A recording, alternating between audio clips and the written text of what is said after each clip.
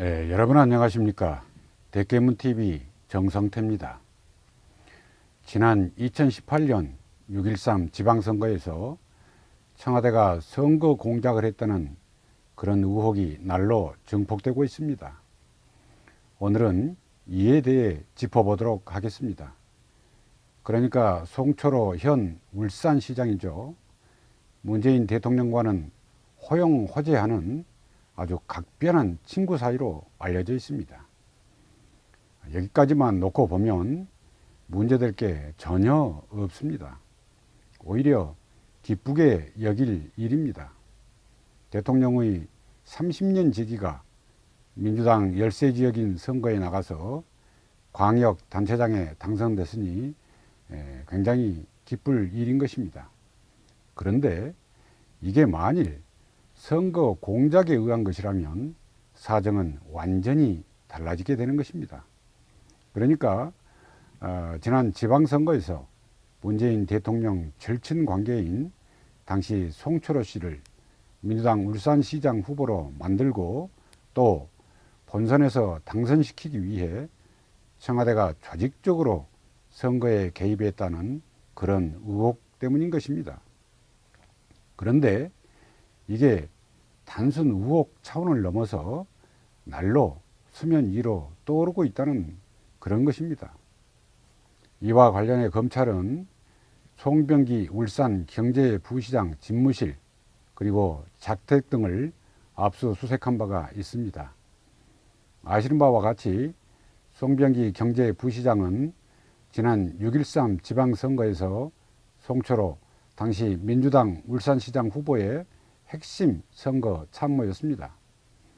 그는 송철호 후보와 경쟁 관계에 있던 어느 후보의 비위 첩보를 최초로 청와대에 제보한 것으로 알려져 있습니다.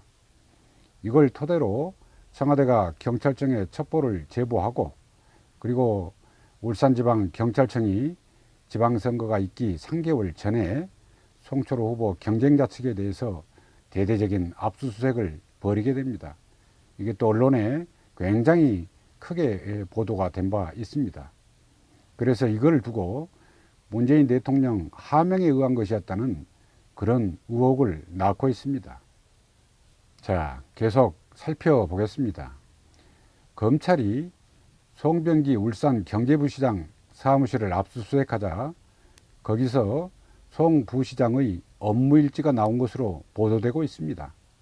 이 가운데 2017년 10월 중순 무렵 문재인 대통령이 청와대 고위직을 통해 송철호 씨에게 출마 요청을 했다고 적혀 있다는 것입니다.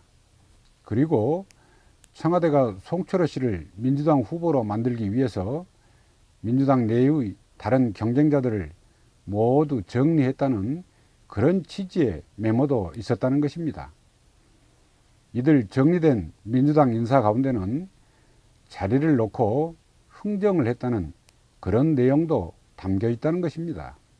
또 2017년 11월 초에 작성된 메모에는 민주당과 청와대가 송철호 씨의 유력 경쟁자인 B씨를 제거하고 민주당 후보가 되게 할 것이라는 그런 취지의 메모도 있었다고 합니다. 아울러 민주당 송철호 씨 측 관계자가 청와대 측과 수차례 소통을 한 그런 정황도 확인됐다는 것입니다. 그와 함께 송철호 씨 그리고 송병기 씨가 2018년 1월 청와대 어느 선임 행정관을 만났다는 것입니다. 그 자리에서 울산 지역 공공병원 건립 공약 등을 논의한 바 있다고 합니다. 이후에도 시장 선거 전에 청와대 인사들과 추가로 접촉했던 그런 것으로 보도되고 있습니다.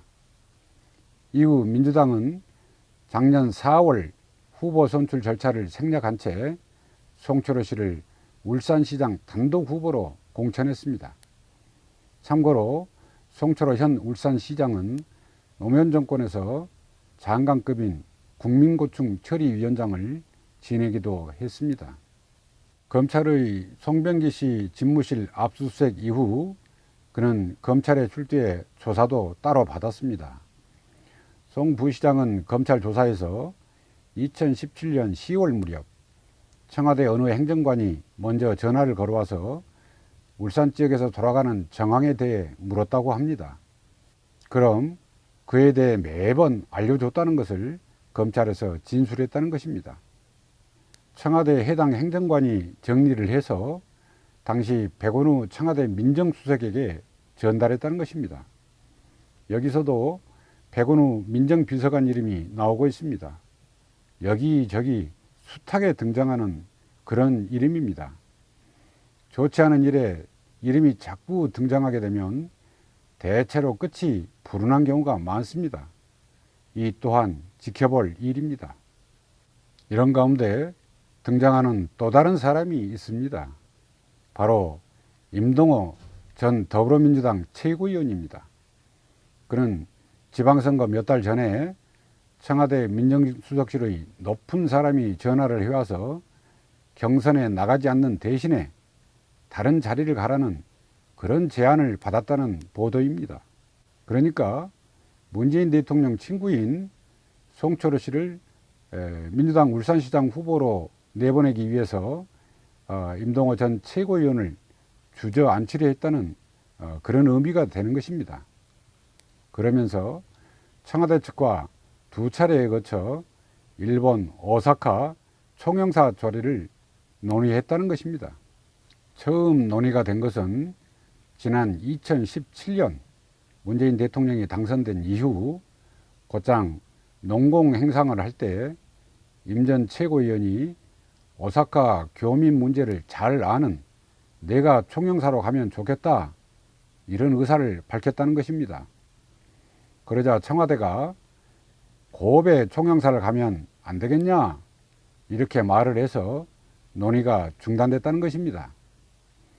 임 전 최고위원은 그로부터 6개월 뒤인 지난 2017년 말 오사카 총영사 임명 문제를 한 차례 또 논의했다는 것입니다. 여기서 임 전 최고위원은 청와대 측에게 오사카 총영사 자리가 아니면 안 간다 이렇게 말을 했더니 청와대 측에서는 오사카 총영사 임기가 남아있다 이렇게 답변을 했다는 것입니다. 그리고 울산시장 민주당 예비 후보로 등록을 했다는 것입니다. 그러나 결과적으로 임 전 최고위원은 송철호 씨가 울산시장 민주당 단수 후보로 확정되면서 경선을 치르지 못하게 됐습니다. 민주당 공직선거 후보자 추천관리위원회가 송철호 후보를 단수 후보자로 확정했기 때문입니다. 과연 이것이 문재인 대통령이 그토록 강조했던 개헌의 평등이고 과정의 공정이며 결과의 정의인 것일까요?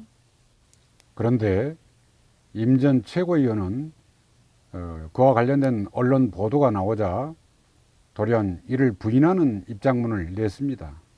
그는 입장문에서 시장 후보 출마를 앞두고 경선하는 상황에서 그런 이야기를 공식적으로 받은 적이 없다 이렇게 밝혔습니다. 그럼 도대체 누구 말이 진실일까요? 어쩌면 검찰은 이를 이미 손에 쥐고 있는지도 모를 일입니다. 그런데 여기서 제기된 그런 의혹들이 과연 사실로 드러날 경우 문재인 대통령은 어떻게 될까요? 아마 검찰 수사를 받게 되는 그런 운명에 처할지도 모를 일입니다. 제왕적 대통령제가 불러온 비극의 연장선이라 하겠습니다. 오늘 방송은 여기까지 하겠습니다. 감사합니다.